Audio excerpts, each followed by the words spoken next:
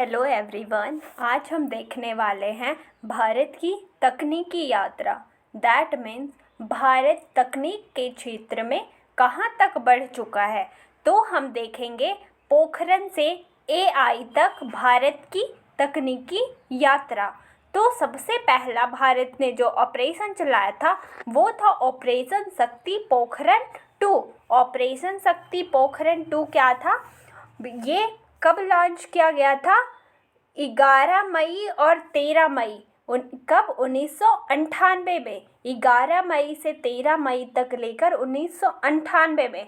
इसका परिणाम रिजल्ट क्या आया? 5 सफल भूमिगत परीक्षण और सब फिशन, थर्मिक्यूलर और सब किलोटिन। 5 सफल भूमिगत परीक्षण, फिशन, थर्मोक्यूलर और सब किलोटिन, जिन्होंने भारत की हथियार क्षमता को साबित किया, वह भी बिना किसी रेडियोधर्मी रिसाव के। पहचान इसकी क्या है? भारत ने खुद को एक जिम्मेदार परमाणु शक्ति के रूप में स्थापित किया। जब मैंने ऑपरेशन शक्ति पोखरण 2 लॉन्च किया तो भारत का एक परमाणु शक्ति के रूप में ये स्थापित हुआ। भारत, जिसका अप्रसार रिकॉर्ड बेहद उत्कृष्ट रहा और जिसका उद्देश्य आक्रामकता नहीं बल्कि राष्ट्रीय सुरक्षा है। अब हम देखते हैं डिजिटल इंडिया। डिजिटल इंडिया कब आया? डिजिटल इंडिया 1 जुलाई 2015 को शुरू किया गया था। डिजिटल इंडिया का उद्देश्य क्या था? Digital India that means Bharat सरकार भारत के वासियों को डिजिटली रूप से शिक्षित करना चाहते थे, जिसका उद्देश्य था समावेशी विकास। तो डिजिटल इंडिया के माध्यम से, ताकि भारत के सारे लोग डिजिटल उपकरण को अच्छे से चला सके और भारत विकास के क्षेत्र में विकासशील से विकसित की ओर अग्रसर हो सके। इसका परिणाम क्या आया? निरंतर सफलता। इस कार्यक्रम ने ब्रॉडबैंड, हाईवे, सार्वभौमिक मोबाइल कनेक्टिविटी और डिजिटल गवर्नेंस में बड़ी उपलब्धि हासिल की, जिससे भारत 2024 तक डिजिटल अर्थव्यवस्था में दुनिया में तीसरे स्थान पर पहुंच गया। भारत डिजिटल अर्थव्यवस्था में पूरे विश्व में तीसरे स्थान तक है।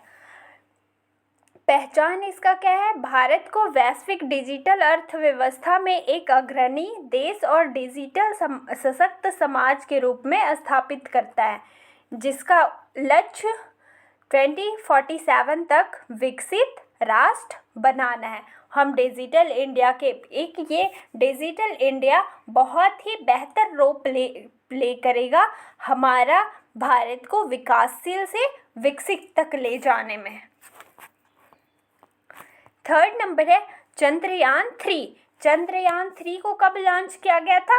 14 जुलाई 2023 को, और 23 अगस्त 2023 को सफल सॉफ्ट लैंडिंग हुआ। कहाँ पे?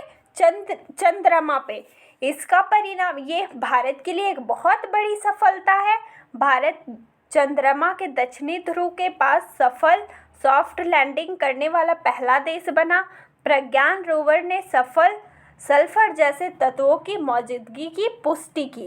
दैट मीन्स चंद्रमा पे सल्फर तत्व भी मौजूद है, ये प्रज्ञान रोवर ने हमको बताया। और भारत पहला देश बना दक्षिणी ध्रुव पे सॉफ्ट लैंडिंग करने वाला पूरा विश्व में। इससे पहचान क्या मिली? भारत की वैश्विक अंतरिक्ष शक्ति के रूप में स्थिति को मजबूत किया। कम लागत वाली उच्च परिशुद्धता ग्रह अन्वेषण नेतृत्व स्थापित किया। ये चंद्रयान 3, सॉरी यहाँ पे नहीं लिखना चाहिए था। अब हमारा है इंडिया एआई मिशन।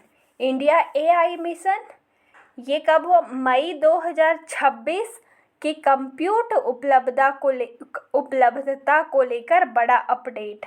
परिणाम क्या है? एआई इकोसिस्टम का सफल विस्तार, जिसमें हाल ही में 18,000 प्लस किफ़ायती एआई कंप्यूट यूनिट शोधकर्ताओं और स्टार्टअप्स के लिए उपलब्ध कराई गई। यहाँ पे AI का इकोसिस्टम का सफल विस्तार होना है, जिसमें 18,000 से अधिक किफ़ायती AI कंप्यूट यूनिट शोधकर्ताओं और स्टार्टअप के लिए उपलब्ध कराई। इसका पहचान क्या है? इंडिया AI मिशन के माध्यम से हाई एंड कंप्यूटिंग को लोकतांत्रिक बनाकर भारत की सस्ती सुलभ AI तकनीक का वैश्विक केंद्र बनाने की दिशा में आगे बढ़ाना। Thank you. आई होप आप लोगों को समझ में आया होगा। और ये हमारा था भारत का पोखरण से लेकर AI तक तकनीकी यात्रा। भारत बहुत ही तेज़ी से विकासशील से विकसित की ओर अग्रसर हो रहा है। ये भारत के लिए एक बहुत बड़ी उपलब्धि है।